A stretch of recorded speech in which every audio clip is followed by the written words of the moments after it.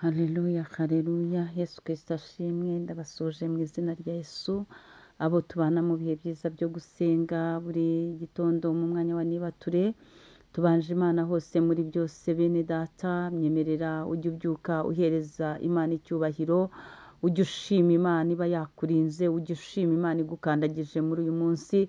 Ushima Imana kandi ujye ubanza Imana. Ubwira Imana ngo imbaraga zawe zingote.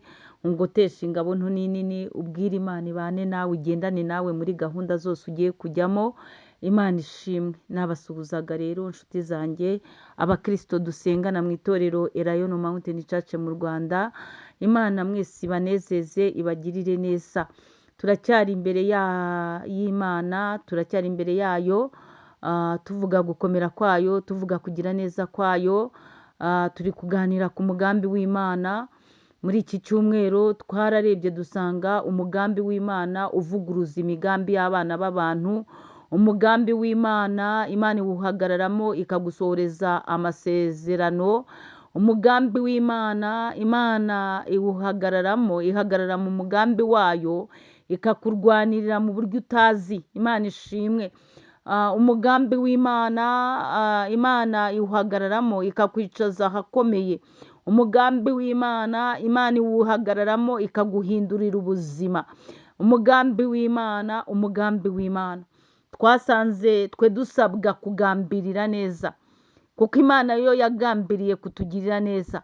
Ariko wowe ibyo ugambirira ku bana b'abantu, ibyo ugambirira mu mutima wawe, ibyo ugambirira ku nshuti zawe, ibyo ugambirira ku bubona, ibyo ugambirira ku baturanyi, ibyo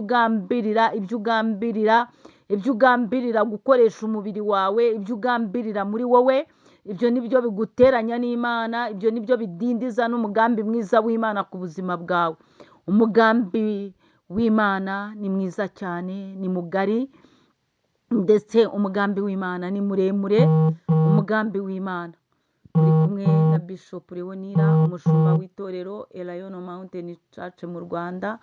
Munyemerere dusome ijambo ry'Imana, igitabo cya Yobu bice 23. Turasoma umurongo wa 13. Dusome mu izina rya Yesu Kristo. Ngo Yobu yifuza gushyikiriza Imana amagambo ye. Yobu yari ari mu kigeragezo. Yobu yari ababaye cyane. Arangije ku murongo wa 10 avuga ijambo ridufasha cyane ry'inkomezi. Aravuga ngo ariko izi nzira nyuramo nimara kungerageza nzavamo meze nk'izahabu. Imana ishimwe cyane.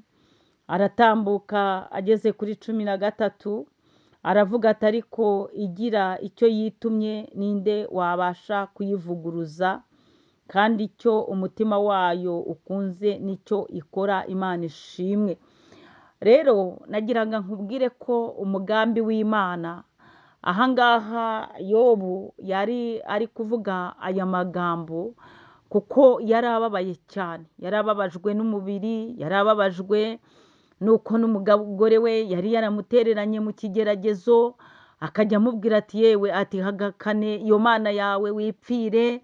Yobu abitwaga inshuti ze baje basa naho baje kumuha pole, bahinduka bo kumushungera.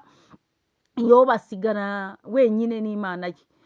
Yobu yakuweho byose, yakuweho amafaranga, yakuweho ubutunzi, yakuweho abana, yakuweho, asigarana n'Imana ye. Arangije ariko avuga ijambo ryiza ku 10 ati ariko izi nzira nyuramo,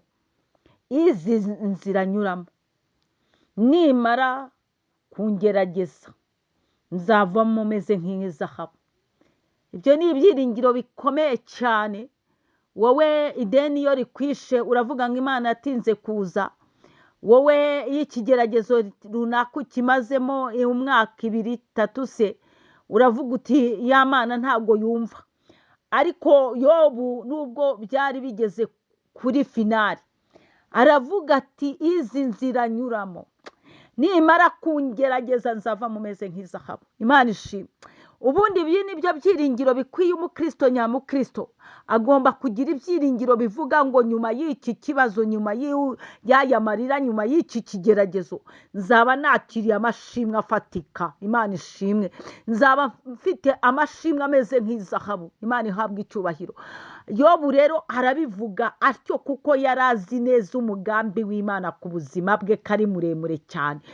Yari azi yuko Imana igira neza, yari azi Imana, yari afite Imana muri we itavangiye, yari afite Imana y'umwimerere, yari afite Imana mu nda y'umutima we, yari afite Imana ku rurimi rwe, yari afite Imana mu bikorwa akora, yari afite Imana ku buryo n'Imana yigeze imubona ikamwirata imbere ya Satani. Iramubwira ngo witegereje umugaragu wanjye Yobu uburyo akiranuka muri byose. Imana ishimwe. Yari afite Imana, yubahaga Imana, yakiranukaga muri byose. Imana ishimwe. Imana ihabwa icyubahiro. Rero Yobu yagambiriraga gukiranuka muri byose. Imana irangije nayo imugambiriraho ibyiza. Ariko mu kumugambiriraho ibyiza Imana imaze kwirata Yobu, Satani aramusaba. Imana ibwira Satani ngo ndamuguhaye ariko nkwimye ubugingo bwe. Imana ishimwe. Ariko Imana igira neza. Burya Imana ijya yemera ko ibigeragezo bikubaho, ariko ikagira ahantu yimana kuri wowe. Burya ifite nawe aho yakwimanye. Nubwo ubona ufite ikigeragezo, ariko buriya hari ahantu Imana yisigarije ihagaze. Imana ishimwe. Hanyuma Yobu rero arongera aravuga ijambo ryiza cyane. Avuga ngo ariko igira icyo yitumye, ninde wabasha kwivuguruza? Imana ntivuguruzwa. Umugambi w'Imana nta wawuvuguruza ku buzima bwawe. Iyo igira icyo yitumye ikagikora, ninde wavuguruza icyo Imana yavuze kuri wowe? Nimba yaravuze ngo izakugirira neza, nimba yaravuze ngo izakurwanirira, nimba yaravuze ngo izakuzamura, nimba yaravuze ngo izagutabara, nimba yaravuze ngo izagutuza heza, iyo ni Imana yabigambiriye mu migambi yayo. Nta wayivuguruza rero.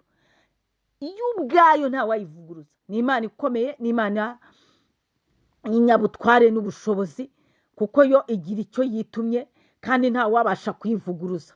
Kandi icyo umutima wayo ukunze nicyo ikora. Imana ishimwe. Imana icyo yakunze kuri wowe, icyo ni cyo Imana ikora. Bazagambirira ariko ntawe uzavuguruza icyo Imana yagambiriye kuri wowe. Ndetse bazanandika, ndetse bazanakora inama, ariko nta wavuguruza icyo Imana yavuze kuri wowe. Nta wavuguruza umugambi w'Imana.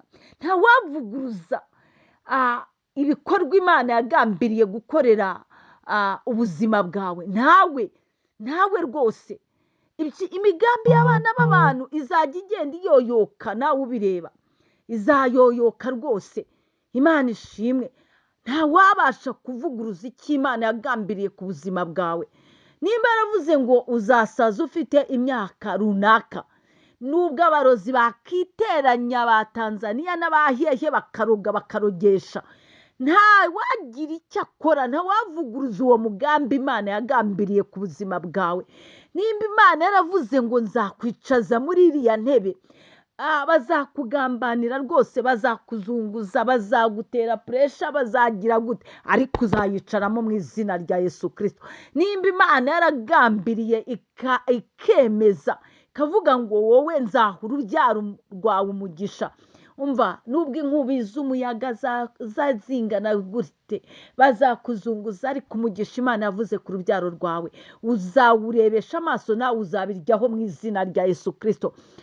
Icyo Imana yagambiriye, umugambi w'Imana ku buzima bwawe, nta muntu ubasha kuvuguruza. Icyo usabwa wowe ni ukugambirira neza. Nyemerera uhinduke umunyamigambi myiza. Nyemerera ugambirire neza. Nyemerera ugambirire kuva mu byaha. Nyemerera ugambirire kureka ibyaha. Nyemerera ugire umugambi mwiza muri wowe. Nyemerera ube nka Yobu, ukiranuke ku gato no ku kanini. Imana ishimwe. Imana ihabwe icyubahiro. Inkuru za Yobu murazizi, yuko nyuma y'ubu busharire bwe bw'umubiri, yuko nyuma y'ubu mubabaro Yobu yagiriwe neza n'Imana. Imana imugirira neza, Imana imuha ibyo yatakaje, Imana irongera iramunezeza, Imana imuha abana beza. Imana ishimwe, Imana ihabwa icyubahiro. Nyuma y'igihombo hari uguhomborwa n'Imana. Imana ishimwe. Shalom, shalom.